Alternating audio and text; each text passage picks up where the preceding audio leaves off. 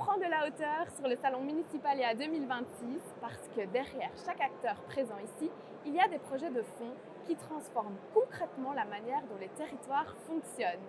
Bonjour, je suis Anaïs Plétings et j'ai le plaisir d'accueillir dans ce studio Rescope, un modèle qui place les citoyens au cœur des projets énergétiques. Pour en parler, je suis avec Fabienne Marchal, fondatrice et présidente de la fédération. Bonjour Fabienne. Bonjour, comment allez-vous? Merci, bien et vous? Très très bien, c'est un endroit superbe. Oui, je suis ravie de vous recevoir ici. On est un peu en hauteur sur le salon. C'est notre petite bulle pour parler justement de votre histoire, l'histoire de Rescope. Et pour commencer, pouvez-vous nous raconter comment ça a été créé? Rescope s'est créé au fur et à mesure, vraiment par l'expérience de chacun, de chaque coopérative qui est née, plic-ploc comme ça en Wallonie, qui se sont regroupées, qui ont commencé à se parler, à voir qu'elles avaient des problèmes similaires, des réflexions qui se rejoignaient. Et ensuite, ces coopératives ont décidé de créer une ASBL, une fédération, pour un peu formaliser tout ce mouvement. C'est magnifique et il y a énormément d'humains en fait qui se cachent derrière ce projet. Énormément. À peu près toutes les coopératives qui sont des coopératives citoyennes de production ou de consommation d'énergie renouvelable ou de fourniture d'énergie renouvelable, se sont créées autour de projets menés par quelques citoyens qui se sont rencontrés presque par hasard ou par une initiative, par une réunion au sein de leur commune, de leur entité, et qui ont décidé qu'ils voulaient vraiment agir. Parce que rester dans l'inaction face aux grands défis de la société, au changement climatique, aux problèmes de l'énergie, c'est très angoissant. Tandis qu'agir, ça libère, ça désangoisse. On a décidé d'agir ensemble. Et c'est comme ça que tout ce mouvement est né et qu'on a même redécouvert ce que c'était qu'une coopérative. Et vous, plus personnellement, comment vous êtes impliqué là-dedans? Comment est née cette envie pour vous finalement de fonder Rescope? Ça remonte à loin maintenant. Ça remonte en fait à 2006, quand un citoyen de ma commune a décidé qu'il avait envie d'avoir un parc éolien près de chez lui. Il a fait une réunion. On s'est retrouvés à une dizaine à la fin de la réunion avec beaucoup de bières locales. Et on s'est dit, eh bien, chiche. Oui, très, très convivial. Dans l'humain, il y a beaucoup de choses qui interviennent, mais la convivialité est essentielle.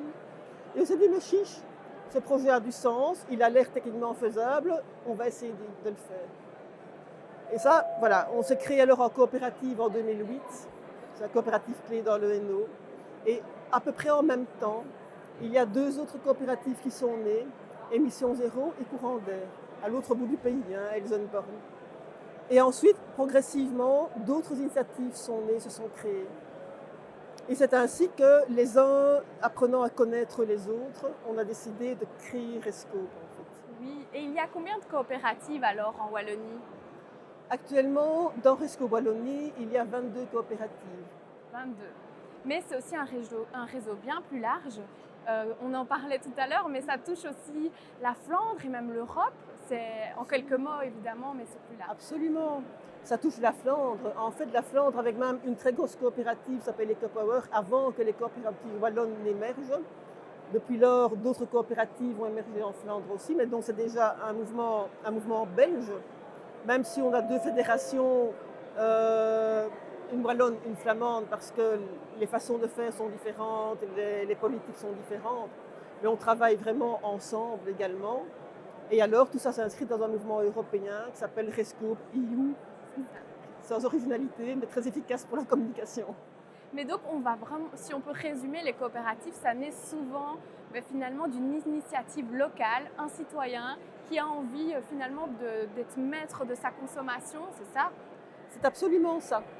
Et ce ne sont que les coopératives qui naissent vraiment de mouvements citoyens réels, qui finissent par se développer et par survivre, d'abord se vivre, puis se développer, parce qu'elles sont portées par des vraies valeurs qui ont été développées en commun. Je vois tout à fait.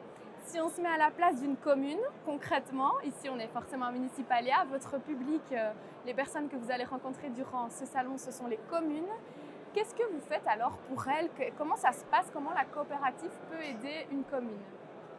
La coopérative peut aider une commune parce qu'elle est un acteur qui n'est pas un des acteurs classiques de l'énergie, axé quand même essentiellement sur le profit ou sur des relations intercommunales qui sont parfois qui ont leurs spécificités et qui sont rarement totalement indépendantes de leur vision des différents projets. Donc la coopérative peut aider la commune d'une part en apportant cette expertise qui est vraiment indépendante, d'autre part en apportant cette expertise en étant en lien avec leur territoire, avec les citoyens de leur territoire, en apportant une mobilisation citoyenne, en pouvant aussi les aider au niveau du financement par des tiers investisseurs. On a aussi la grande spécificité que quand on développe un projet renouvelable, qui peut parfois se heurter quand même à pas mal de réticences citoyennes, eh bien nous vivons sur ce territoire. Donc, Vous êtes ancrés localement. Nous sommes ancrés localement, nous vivons sur ce territoire, nous avons des préoccupations qui sont très très très proches de celles des communes dans la réalité. Et donc, vous êtes très bien accueillis finalement, en général, dans les communes. Ça se passe de manière fluide, plutôt qu'on imagine une entreprise externe qui viendrait et qui ne connaît pas les réalités du terrain. Je ne vais pas dire que les entreprises externes ne connaissent pas les réalités du terrain, mais elles sont forcément moins proches des citoyens, moins proches des gens et moins proches des réactions des gens. Et oui, quand la commune a compris que nous sommes bien accueillis. Mais globalement, nous avons encore un certain déficit de connaissance de notre mouvement de la part des communes. Et donc être présent aujourd'hui, c'est pour pouvoir notamment vous faire connaître auprès des communes et être une personne ressource, qu'elles viennent vers vous spontanément alors. Absolument. Nous n'étions peut-être pas suffisamment matures auparavant pour pouvoir faire cette approche des communes vraiment complètement collégiale entre toutes les coopératives. Maintenant, nous avons acquis cette maturité. C'est vraiment le moment d'aller vers les communes, de leur expliquer qui nous sommes, de leur expliquer tous les bénéfices qu'ils peuvent avoir à travailler avec nous. Et alors, au fur et à mesure des années, vous avez fondé aussi Cociter. Vous pouvez m'en dire quelques mots? Alors, Cociter, c'est une des plus grandes réalisations en commun des Rescope, en fait, donc des coopératives de Rescope Wallonie. Toutes les coopératives de Rescope Wallonie qui travaillent dans la production d'électricité, on en a aussi qui travaillent dans la chaleur, et toutes celles-là, quand elles se sont créées, elles avaient un objectif en tête, c'est de partager avec leurs coopérateurs l'énergie qui allait être produite grâce au financement des projets par les coopérateurs. Et on s'est vite rendu compte que c'était très compliqué de devenir fournisseur, que le seul moyen d'y parvenir, c'était de se rassembler. Et donc, on a créé le fournisseur coopératif Cociter, qui permet alors de fournir les citoyens en circuit court, mais qui peut aussi fournir les communes en circuit court, de façon à les protéger des hausses spectaculaires des prix de l'énergie quand elles ont lieu, comme la crise énergétique qu'on a connue en 2022 et comme maintenant d'ailleurs. Vous, qu'est-ce qui vous donne de l'espoir dans votre travail? Donc, vous êtes présidente et fondatrice de Rescope. Vous êtes fort impliquée un peu partout. Je pense qu'il y a une expression en interne qui circule autour des constellations et des galaxies parce que ça s'étend pas mal. Oui, une constellation de galaxies, c'est pas mal parce qu'en plus, c'est une très très belle image. Ce qui donne vraiment de l'espoir, c'est toute la dynamique humaine qu'on a entre nous en fait. Et c'est pas toujours facile, hein, c'est clair. Hein.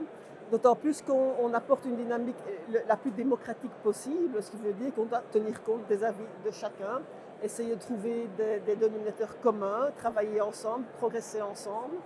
Mais toujours, hein, ensemble, on va plus vite. Que je racontais. Seul, on va plus vite. Ensemble, on va plus loin. C'est exactement ce qui se passe. Et donc, ça donne beaucoup d'espoir. Ça donne aussi l'espoir qu'en reprenant notre avenir énergétique en main, notre avenir climatique en main en même temps, on a peut-être une chance de faire évoluer le monde finalement dans le bon sens. Et un petit mot peut-être pour conclure, si une commune devait retenir une seule chose de votre présence ici à Municipalia. Venez vers nous. Nous sommes maintenant en capacité de vous aider et nous sommes vraiment désireux de travailler avec vous. Merci beaucoup pour cet échange. On comprend vraiment mieux le modèle que Rescope, c'est pour créer du lien finalement. Et entre énergie, territoire et citoyens. Merci beaucoup Fabienne et à vous de nous avoir suivis depuis Municipalia 2026.